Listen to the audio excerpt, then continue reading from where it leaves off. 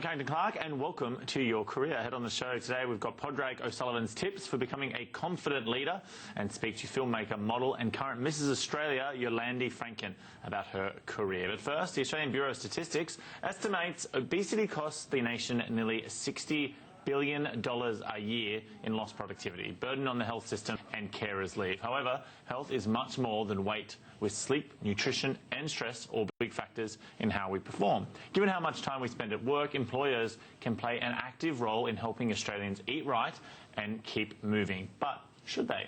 Well, a new survey released this week by recruitment firm Robert Walters suggests that they should, with 1 in 2 professionals declaring they would leave their jobs if their well-being needs are not being met. Here to discuss the issue is Diana Black, wellness development consultant with Bupa, and Mark Lean4, who uses his knowledge of exercise and sports science to help staff at IBM stay healthy. Welcome to you both. And I might start with Mark because he's right next to me here. Thanks, Carrington. Mark, you're working in this role with IBM, and your background is in science and sport. But I'm curious about what requirements or what role you think the workplace should play. Shouldn't this be up to an individual about how they want to handle their health? We don't want to get too nanny state, do we? No, definitely not. I think the traditional view was that workplaces were about employment, employees. These days, the way society has moved, the workplace offers a perfect platform for an employer to offer those services to an employee. People are time poor, they're busy away from work, there are so many competing factors for people that the workplace just offers a great resource and time for people to engage with their health, their lifestyle and their wellness. Diana, I'll get your opinion on this, because most employers, I'm sure, think they've got enough on their plate, perhaps pun intended, without having to worry about the nutritional needs of their employees, worry about how much exercise they're doing. Don't they risk getting into areas where they could perhaps even upset their employees if they're being a little bit too heavy-handed? Sure. I definitely think that there's a role to play for employers to connect their employees with opportunities for health and wellbeing. So in my view, it is really about creating those opportunities, and the workplace is an ideal environment to share health information and support to people. But how do they do this? How do they nudge without pushing, I think is the issue that I'm most interested in. Because yes, we all understand that good health is important for us. We understand that leads to better productivity, but surely the employee should be the one controlling their own health needs. Why is an employer trying to get involved in that space?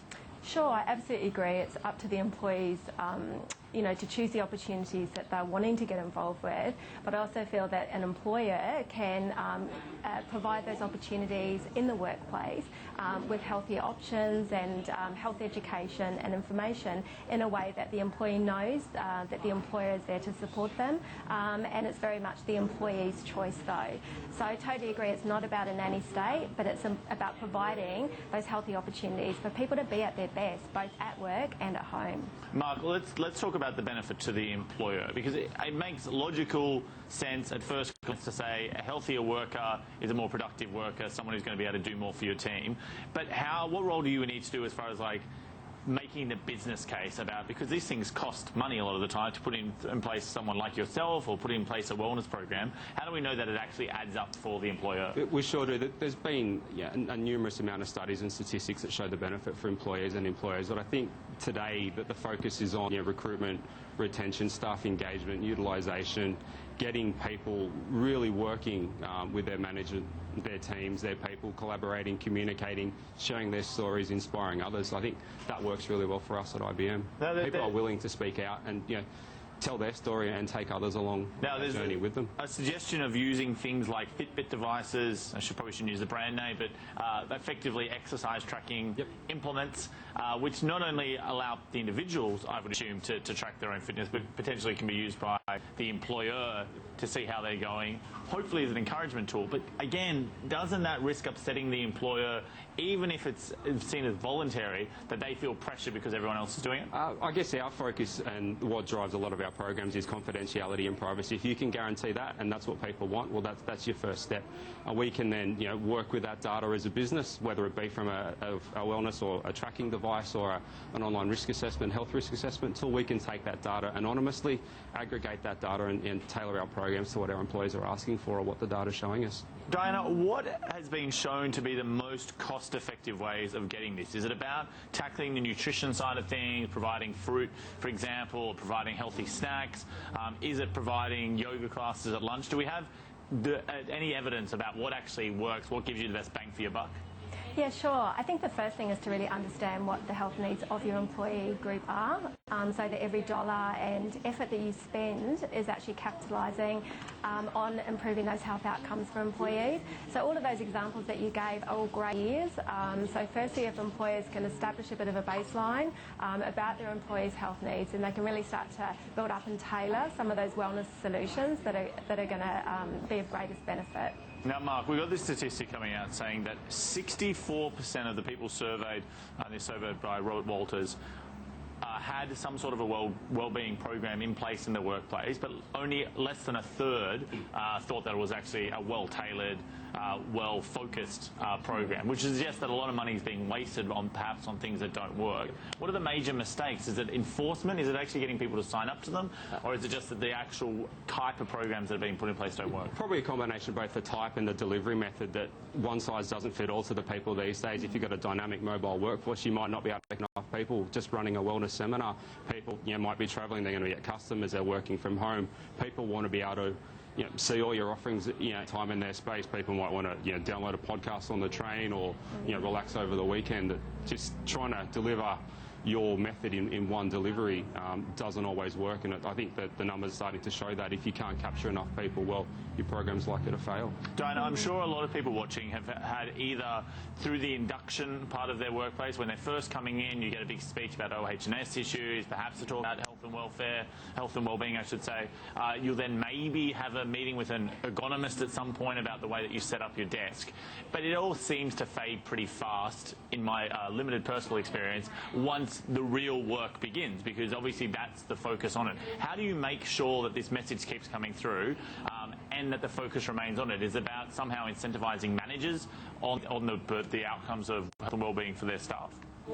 I think it's a great question, and I think one of the challenges that organisations do have is, how they can embed wellbeing into their culture. So certainly at Bupa, we'll be launching our new wellbeing program called Smile next week, and we are really looking at the different ways in which we can start to embed that more broadly across our business. So, for example, leaders are absolutely key in role modelling and enabling to take part in wellbeing services and to help to have some of those wellbeing discussions. So I do believe that there's a place for being leader-led to help with that engagement and to keep the regular, focus on wellbeing in the workplace. Now, Mark, I know you used to work at the other end of the spectrum, if you were, getting injured workers back into the workforce, things like workers' compensation cases, or maybe someone's been injured in the workplace or maybe outside of it. Do you think employers understand what the costs are to the organisation if they don't have a health and wellbeing put in place? Do they understand that maybe it's actually going to cost them more down the track? Probably those that don't have the programs are the ones that don't really quite understand the pros and cons or the cost benefit of it. I think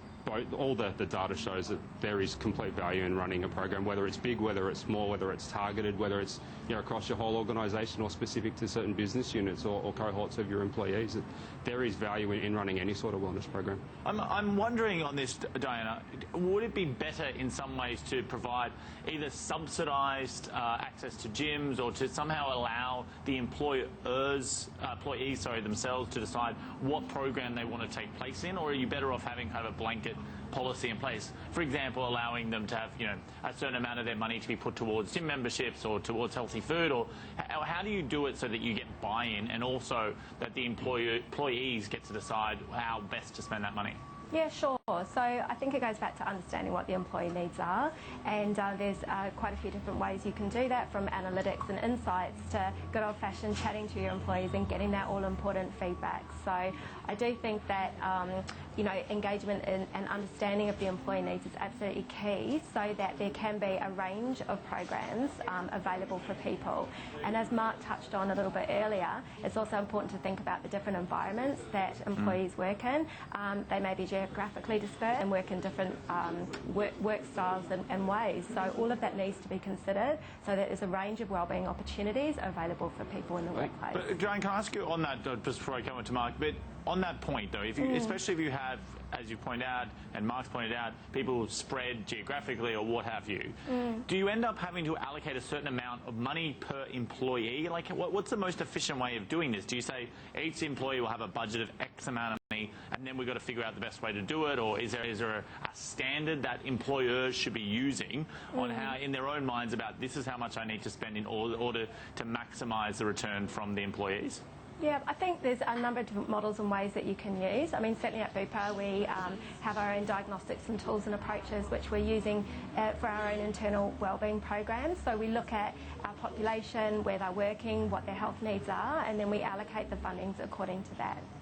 Mark, I want to ask you a question. I think you might have another point as well. But on the issue of the size of the organisation, I mean, you work for IBM. We know that a lot of tech companies are quite famous for having large programs for the employees, both when it comes to health and wellbeing, but also in different aspects of employee enjoyment.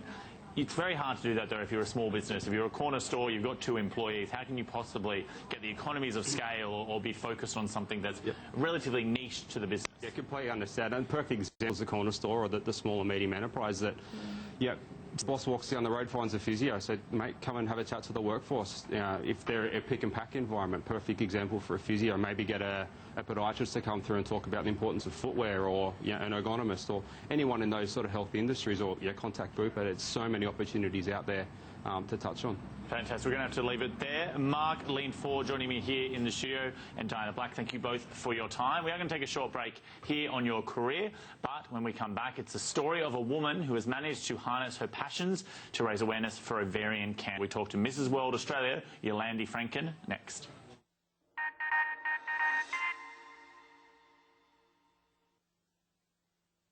Face to face for the first time, Malcolm Turnbull, Bill Shorten, live, answering